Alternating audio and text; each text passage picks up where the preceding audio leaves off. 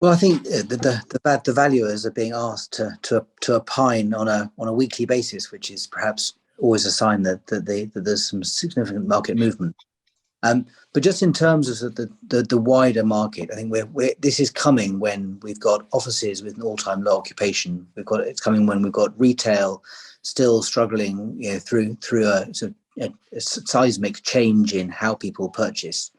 Um, but it's also coming at a time when industrial yields and industrial and logistics trading is at an all-time high. However, over the last month, we've seen 50 to 60 basis points taken off those industrial yields, which is a huge shift on what's been the the most highly prized UK assets.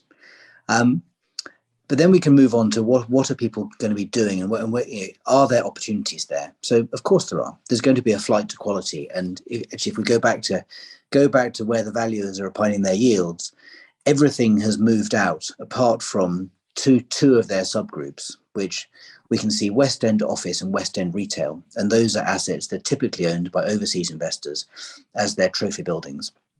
So this then begs the question: does the weak pound make us a perfect place, and should we be expecting huge amounts of inward investment?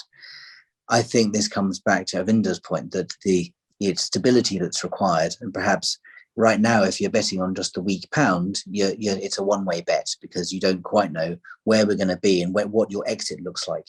So I think it's not as easy to say that we can expect huge amounts of investment from overseas right now, because there's more to provide the investment background than just the price of the pound.